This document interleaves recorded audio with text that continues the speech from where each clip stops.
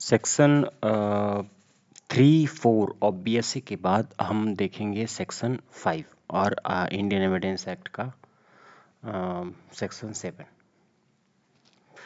ठीक है, इसमें देखिए मैंने आपको बताया था कि अगर फैक्ट इन इशू जो सेक्शन 3 है बीएससी का, 5 है उसका इंडियन एविडेंस एक्ट का, और मान लीजिए जो मर्डर होगा, जो फैक्ट इन इशू है, जो रेप है, वो सेक्शन 3 के अंदर आएगा। और उसके बाद जो आप करते हैं वो सेम ट्रांजैक्शन में जो करते हैं, सेम ट्रांजैक्शन में, ये है आपका सेक्शन 4 ऑफ बीएसए। सेक्शन 5 क्या होता है, ये वाइडर सर्किल होता है, मतलब वो ओकेजन, वो क्या ओकेजन था जो आप इस यहाँ पे इस छोटे वाले सर्किल में मैं फैक्ट इन इशू करने के लिए आप आए। ठीक है, ये इसका पार्ट नहीं होता, ये बहुत दूर होता है। देखिए इसको सेम ट्रांजैक्शन भी नहीं कह सकते। ठीक है, क्योंकि जैसे मान लीजिए आप घर में अकेले हैं तो कोई रेप करने आ गया, तो सेम ट्रांजैक्शन तो है नहीं। आप पता नहीं कब से ये सोच रहे हैं, ओकेजन हुआ। अब इस ओकेजन के बाद क्या इफेक्ट हुआ, ठीक है, क्या इफेक्ट हुआ, ठीक है, क्या कारण था, कारण क्या था, मान लीजिए ये है कॉज। क्या कारण है कि आप फैक्ट इन इशू, ये यहाँ पे सेक्शन इसके अंदर आप जो है ये रेप करने और मर्डर करने आए। तो याद रखिएगा जो फैक्ट इन इशू है सेक्शन 3 है, ये बहुत नैरो होता है। फैक्ट इन इशू यदि आप प्रूव कर दिए तब तो ठीक है, तो आप नहीं तो फिर आपको सेम ट्रांजैक्शन प्रूव करना पड़ेगा। सेम ट्रांजैक्शन प्रूव करेंगे तो बीएसए 4 में जाएंगे। अगर सेम ट्रांजैक्शन नहीं प्रूव कर पाए तो थोड़ा वाइडर और जाइए।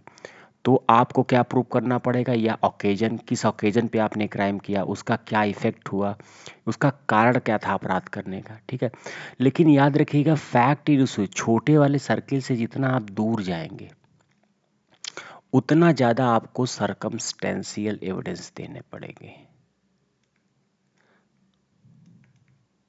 ठीक है, अब इसमें मैं आपको अगले सेक्शन में बताऊंगा कि जो सेक्शन 8-9 होगा, जो एलिबाई की बात करता है, कि मतलब यदि आपके पास ना फैक्ट एंड इशू प्रूव कर सकते हैं, ना सेम ट्रांजैक्शन प्रूव कर सकते हैं, ना उसका प्रभाव प्रूव कर सकते हैं, ना उससे बाहर वाला जो सेक्शन 8 होगा इंडियन एविडेंस एक्ट का, या सॉरी हाँ इंडियन एविडेंस एक्ट का, या सेक्शन 6 होगा बीएसए का, वो नहीं प्रूव कर पाए, तो सेक्शन 9 में आपको एलिबाई की, मतलब आपके पास कुछ भी नहीं है तो किसी ने तो देखा होगा।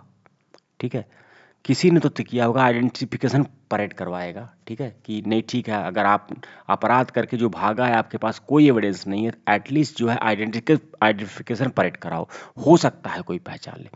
लेकिन याद रखिएगा इस छोटे सर्किल से जितना दूर आप जाओगे एविडेंस प्रूफ करने के लिए, ठीक है, उतना आपको नंबर ऑफ एविडेंस ज़्यादा देना होगा और सरकमस्टेंशियल एविडेंस देना होगा। क्यों? क्योंकि जैसे सेक्शन 9 में आप देखेंगे कि आपका आइडेंटिफिकेशन परेड पे किसी को थोड़ी ना सजा हो जाएगी, सिर्फ आइडेंटिफिकेशन परेड पे नहीं होगी।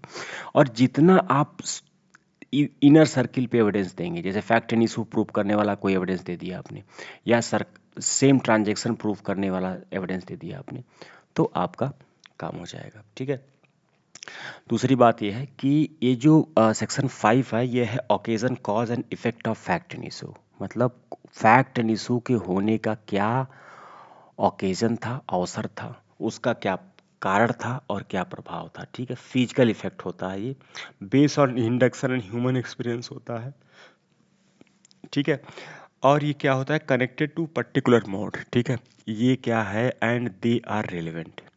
ये हमेशा, जो मैंने आपसे क्या बताया कि जैसे मान लीजिए मैं ये अगर FII फैक्ट एंड इशू की बात करूँ सेक्शन 3 या PS से, मैं इसको सेम ट्रांजैक्शन को छोड़ दे रहा हूँ, इसके वाइडर वाले की बात करता हूँ। ठीक है, इधर मान लीजिए हम उसकी बात कर देते हैं कि फैक्ट एंड इशू, मान लीजिए ये मर्डर या रेप हुआ है, ये रेप और मर्डर हुआ है, यही फैक्ट एंड इशू है। ठीक है, और ये है उसका ओकेजन,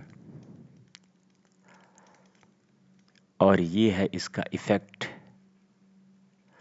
और ये है यहाँ पे इसके सर्किल के अंदर आपका कॉज।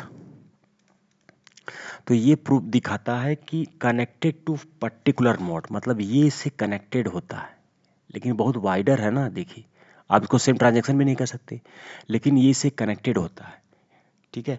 और ये ह्यूमन एक्सपीरियंस पे होता है, ये इसका इंडक्शन होता है कि क्या ऐसा कारण था कि आपने ऐसा किया, रेप करने का क्या इफेक्ट हुआ, ऐसा क्या अवसर था जो आपको मोटिव दिया कि आप जाके रेप और मर्डर और जो है अटेम्प्ट टू रेप और वुमेन मॉडेस्टी, जो भी आईपीसी के जो अपराध है वो आपने किया। तो ये उसको शो करता है, ठीक है। State of things under which they are happen, ठीक है। वो कौन सा स्टेट ऑफ थिंग्स है, यही स्टेट ऑफ थिंग्स। पहला स्टेट ऑफ थिंग्स इफेक्ट, दूसरा स्टेट ऑफ थिंग्स कॉज, तीसरा इफेक्ट, ये यही तीनों है state of things. Other fact show the state of things under which principle fact happen, ठीक है।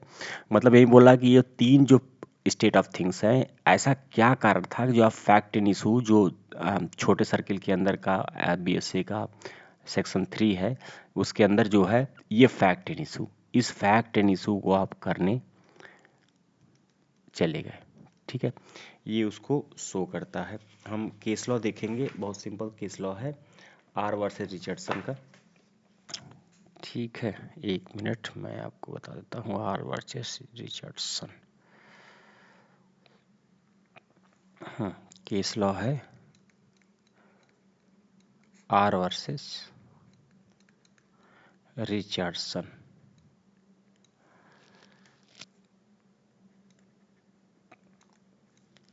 ठीक है। इसमें क्या होता है कि एक फैक्ट्री रहती है एक विलेज में, ठीक है।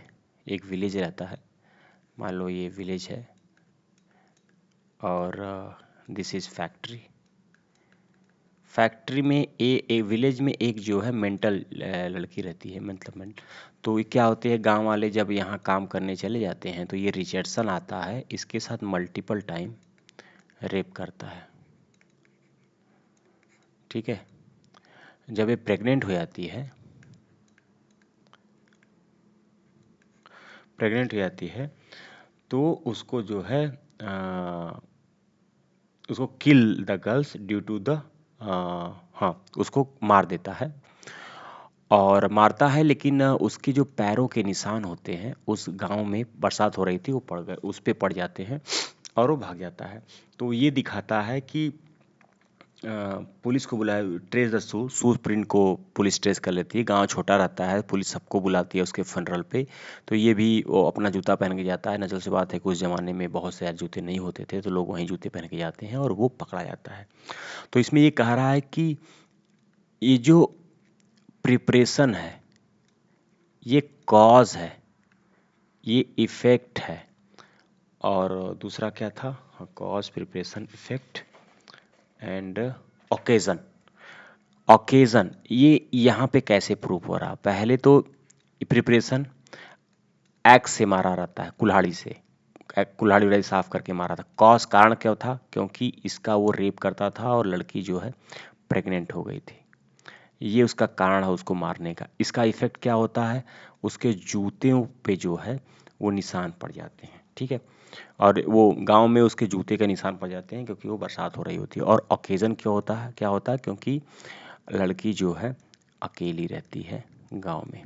तो ये सब जो सर्कमस्टेंशियल जो थॉट्स हैं, जो आउटर सर्किल को दिखा रहा था, ये उस फैक्ट इन इशू को, फैक्ट इन इशू यहाँ पे क्या है, फैक्ट इन इशू है रेप एंड मर्डर।